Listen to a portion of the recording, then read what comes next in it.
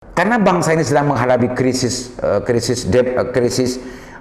korupsi dan darurat korupsi dan banyak sekali mafia-mafia peradilan dan mafia hukum yang masih belum bisa bisa dibereskan oleh bangsa ini, maka yang cocok untuk mengendalikan dan juga menjadi solusi adalah Pak Mahfud MD.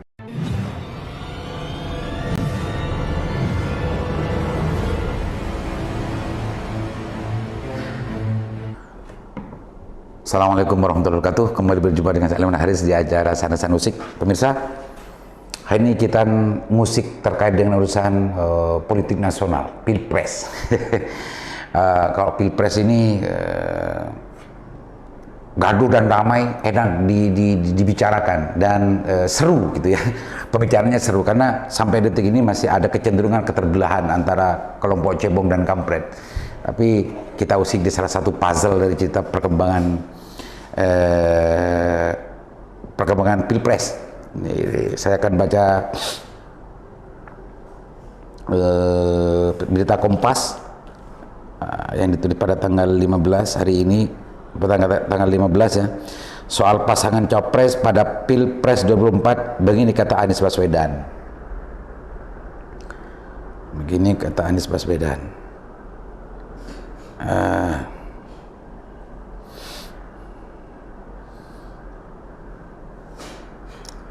Sulukompas.com, mantan Gubernur DKI Jakarta Anies Baswedan dideklarasikan sebagai bakal calon presiden dari Partai Nasdem untuk pemilihan presiden 2024. Sampai saat ini belum ada bakal calon wakil presiden Cawapres yang dinilai cocok mendampingi Anies, meski beberapa nama sempat masuk radar Nasdem seperti Andika Perkasa, Panglima TNI, Khoifah Indar Parawansa, Gubernur Jawa Timur, dan Yeni Wahid, Putri Presiden keempat RI. Anies mengatakan proses pemilu masih panjang, mengenai cawapres dirinya masih akan dibahas setelah koalisi selesai.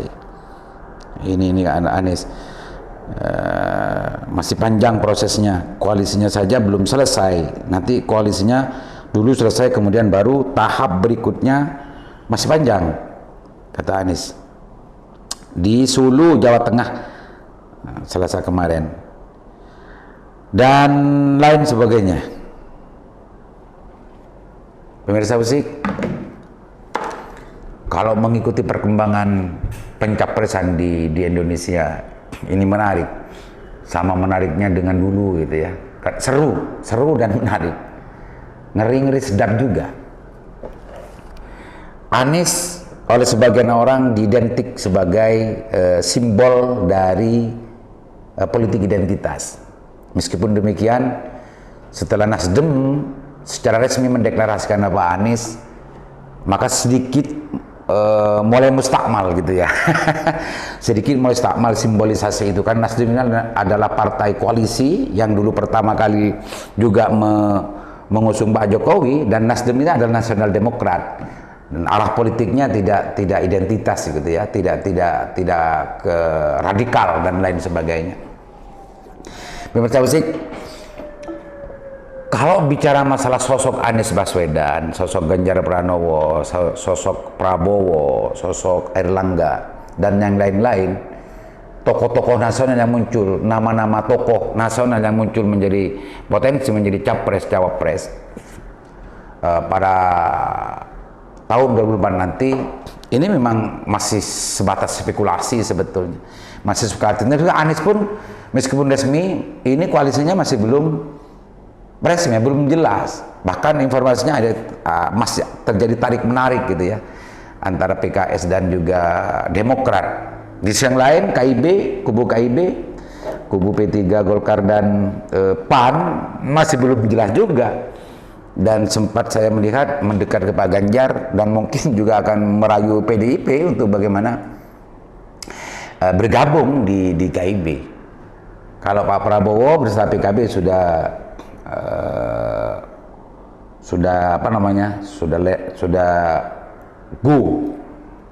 entah juga ada, kalau memang nanti ada perkembangan yang lebih lanjut, kurang tahu juga. Tapi dinamikanya juga sangat luar biasa per detik pemirsa. Ini menarik, seru dan yang lain sebagainya. Tapi polarisasi politik identitas ini sudah mulai ramai, gitu ya, bahwa ada anggapan Anies Baswedan ini akan dihadang oleh oligarki politik. Ada yang bilang bahwa itu hanya sebagai anggapan orang-orang yang takut saja dan lain sebagainya.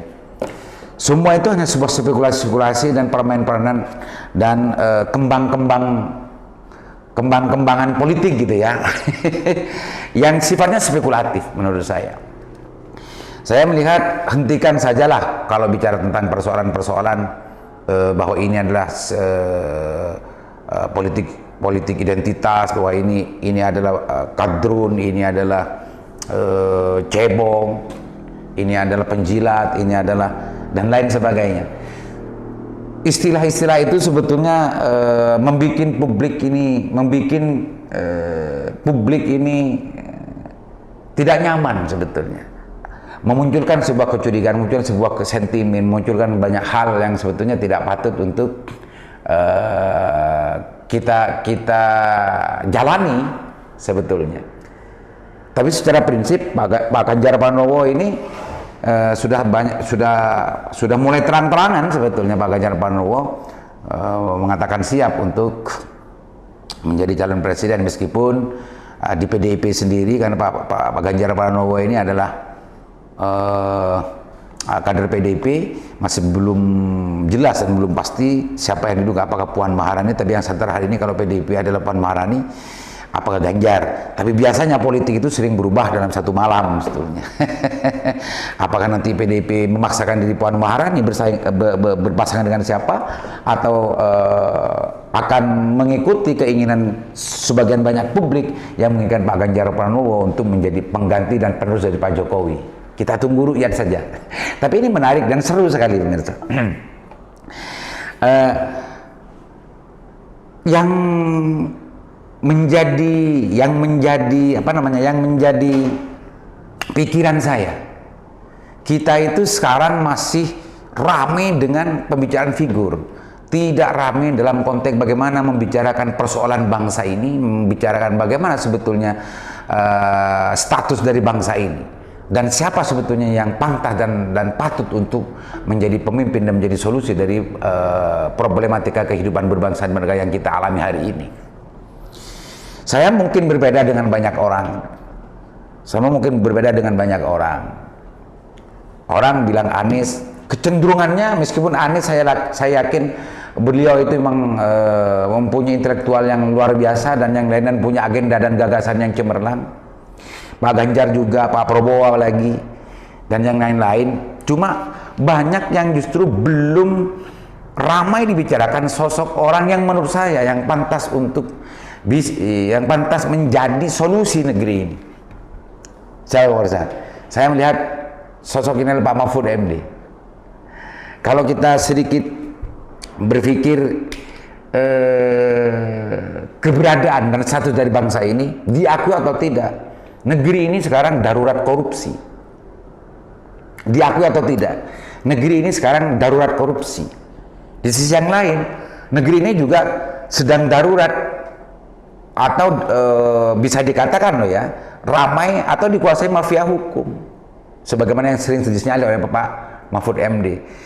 Dan hari ini setengah tahun terakhir ini Indonesia digaduhkan dengan masalah Sambo, masalah Teddy, masalah yang lain-lain, masalah polisi, sehingga polisi hari ini memakai tagline polisi presisi. Nah, dalam konteks ini menurut saya, karena bangsa ini sedang menghadapi krisis korupsi dan darurat korupsi, dan banyak sekali mafia-mafia peradilan dan mafia hukum yang masih belum bisa dibereskan oleh bangsa ini, maka yang cocok untuk mengendalikan dan juga menjadi solusi adalah Pak Mahfud MD. Pak Mahfud MD ini sudah tidak diragukan lagi ketegasannya dan sudah tidak diragukan lagi kapasitasnya dalam konteks hukum. Dan apa yang dibicarakan Pak Mahfud, apa yang dijelaskan Pak Mahfud, publik mengapresiasi dan publik banyak yang justru kagum dengan Pak Mahfud MD. Cuma dalam konteks perpilpresan Pak Mahfud ini bisa dikatakan tidak menjadi bagian dari nama-nama yang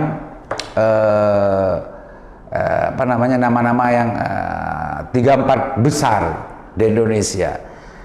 Secara popularitas menurut saya Pak Mahfud MD dengan Anies Baswedan, dengan Ganjar Pranowo, dengan Pak Prabowo dan lain-lain ini tidak kalah. Sama menurut saya. Secara popularitas. Karena memang sama-sama tokoh nasional. Tapi secara elektabilitas, kalau mengaca dan melihat dari hasil-hasil survei yang dilakukan oleh banyak pihak gitu ya, memang Pak Mahfud MD ini kalah dengan Pak Ganjar Pranowo, kalah dengan Prabowo, kalah dengan Anies Baswedan dan lain sebagainya secara elektabilitas. Tapi ini catatannya, tapi secara kapasitas saya yakin dari sekian banyak tokoh-tokoh besar, tokoh-tokoh yang sekarang digadang-gadang menjadi calon presiden tahun 2004, Pak Mahfud justru lebih unggul dari mereka. Pak Mahfud MD lebih unggul dari mereka.